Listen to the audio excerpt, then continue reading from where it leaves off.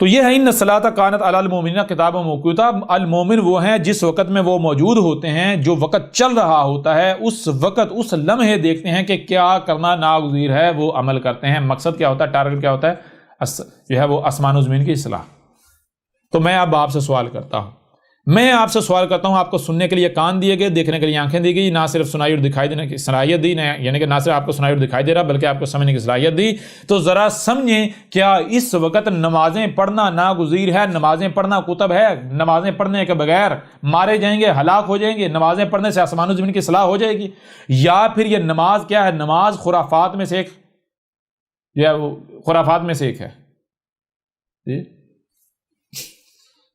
نماز جہالت ہے، نماز گمراہی ہے، نماز دجل ہے، نماز فریب ہے، نماز فراڈ ہے، نماز دھوکہ ہے؟ بتائیں مجھے، کیا آپ کو سمجھنے کی صلاحیت نہیں دی؟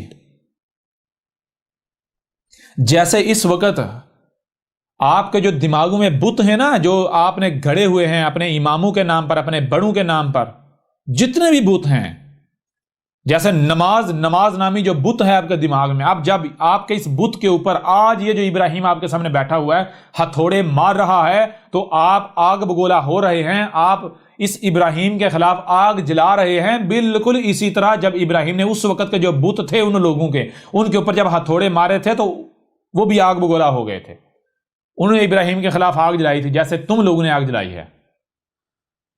ٹھیک ہے، یہ ہے قرآن، آئینہ ہے، قرآن میں سب کچھ ہے، اگر دیکھو تو آئینہ ہے۔ اپنا آپ انہیں کو نظر آئے گا جو آنکھوں والے ہیں، اندھوں کو نظر نہیں آئے گا۔ اور آنکھیں کون سی؟ یہ جو سینے میں ہیں، سار والی نہیں۔ تو یہ ہے فَإِذَا قَضَيْتُمُ الصَّلَاةَ فَاذْكُرُوا اللَّهَ قِيَامًا وَقُعُودًا وَعَلَىٰ جُنُوبِكُمْ فَإِذَا اطْمَأْنَنْتُمْ فَأَقِيمُوا الصَّلَاةَ إِنَّ الصَّلَاةَ كَانَتْ عَلَى الْمُؤْمِنِينَ كِتَابًا مَّوْقُوتًا۔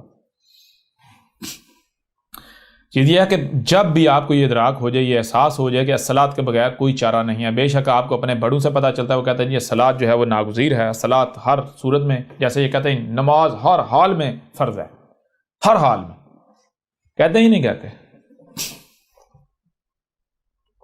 حالانکہ قرآن اس کے بالکل برعکس کہتا ہے۔ قرآن کیا کہتا ہے؟ قرآن کہتا ہے کہ اللہ کہہ رہا ہے کہ اس وقت تم نے الصلاۃ کے قریب بھی نہیں جانا جب تک تم حالت مرض میں، حالت سفر میں ہو، جب تک کہ تم جنوب ہو، امپیور ہو، جب تک کہ تم پیور نہیں ہو جاتے تب تک تم نے الصلاۃ کے قریب بھی نہیں جانا۔ پھر یہ آگے آئیں گی آیات، کھل کر واضح ہو جائے گا قرآن کچھ کہہ رہا ہے، یہ اس کے بالکل 180 ڈگری جو 180 ڈگری الٹ باتیں کر رہے ہیں جی۔ تو یہ پس جب تمہیں یہ پتہ چلے کہ الصلاۃ کے بغیر کوئی چارہ نہیں، الصلاۃ کا قیام ناگزیر ہے، تو پھر یہ نہیں کرنا کہ آنکھیں بند کر کے الصلاۃ کے نام پر کچھ بھی کرنا شروع کر دو۔ نہیں، سب سے پہلے جان لو کہ جو عمل اتنا ضروری ہے کہ اس کے بارے میں پرسش ہوگی، اس کے بارے میں سوال ہوگا، ٹھیک ہے، اسی کے بارے میں حساب ہوگا، تو پھر مجھے یہ بتاؤ، یہ چیز تو واضح کر رہی ہے کہ یہ عمل انتہائی امپورٹنٹ عمل ہے، انتہائی جو ہے وہ اہمیت کا حامل عمل ہے۔ تو جو انتہائی اہم کام ہے، انتہائی اہم عمل ہے، انتہائی اہم ذمہ داری ہے، کیا اسے ایسے ہی جہاں سے جو سنو گے ایسے کرنا شروع کر دینا چاہیے؟ یا پھر اگر انتہائی اہم عمل ہے تو اس کے لیے سب سے پہلے اس کو مکمل طور پر جانا جائے گا؟ جب تک اسے جان نہیں لیا جاتا، کیوں؟ اگر اس کے بارے میں ہمارے پاس مکمل علم نہیں ہوگا، یعنی آپ کے پاس مکمل علم نہیں ہوگا یا نہ مکمل علم ہوگا، یا علم تو ہوگا لیکن اس کے صحیح استعمال نہیں جانتے ہوں گے، تو آپ تو خرابیاں کریں گے، صحیح نہیں کر بیٹھیں گے، نہیں صحیح کر پائیں گے، آپ نہیں صحیح کر پائیں گے۔ اگر آپ نے اتنا اہم عمل ہے تو میرے پیارے بھائیوں، میری پیاری بہنوں، اگر اتنا اہم عمل ہے تو سب سے پہلے اس کے بارے میں جاننا لازم ہے کہ بھائی یہ عمل ہے کیا، اس کو کیسے کرنا ہے، تاکہ میں صحیح سے کروں۔ کہیں ایسا نہ ہو کہ میں لا علمی میں یا کم علمی میں کہیں خرابی کر بیٹھوں، غلط کر بیٹھوں، اور بعد میں سوائے پچھتاوے کے کچھ نہ ہو۔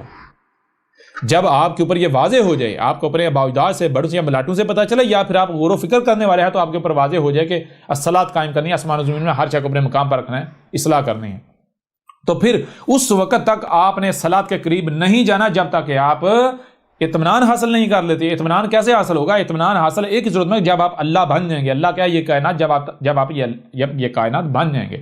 ورنہ اگر آپ بغیر اطمینان کے الصلاۃ کے نام پر جو کچھ بھی کریں گے، آپ فساد کریں گے، اور آپ کیا کہیں گے؟ آپ کہیں گے ہم تو اصلاح کر رہے ہیں، یعنی ہم تو الصلاۃ قائم کر رہے ہیں، ہم تو اصلاح کر رہے ہیں۔ یہی وہ پہلی قوموں نے کہا تھا. وہ یہی کہتے تھے ہم تو صلاۃ قائم کر رہے ہیں. جب ان کے اوپر رسولوں نے آ کر واضح کیا جو تم کر رہے ہو یہ صلاۃ نہیں ہے, یہ تم صلاۃ کے نام پر فساد کر رہے ہو, تو انہوں نے کہا نا نا نا نا نا ہم نہیں مانتے. جسے تو صلاۃ کہہ رہا ہے اگر اسے ہمیں صلاۃ مان لیں تو پھر تو ہمیں کوئی ایک بھی عمل اپنی مرضی کے مطابق نہیں ہم کر سکتے. ہم اپنے موال کو اپنی مرضی کے مطابق اپنے قوانین کے مطابق استعمال نہیں کر سکتے جی. ہم تو اسی کو صلاۃ کہیں گے جس پر ہم نے اپنے بڑوں کو پایا. تو اب آپ دیکھیں آپ کیا کر رہے ہیں.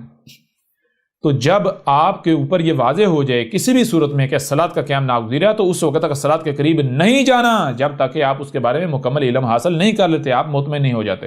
اور صلاۃ کیسے قائم ہوگی؟ صلاۃ اللہ کے علاوہ وہ قائم کر ہی نہیں سکتا. اللہ یعنی اس کائنات کے علاوہ, ایک کائنات ہی ہے نا جو مخلوقات کو اپنے مقامات پر رکھ سکتی ہے. کائنات کے علاوہ کوئی دوسرا رکھ سکتا ہے جو کائنات کا شریکہ رکھ سکتا ہے؟ سوال پیدا نہیں ہوتا.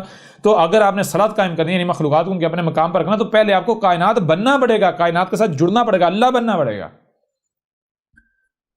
تو کیا کرنا؟ سب سے پہلے آپ نے اللہ بننا ہے.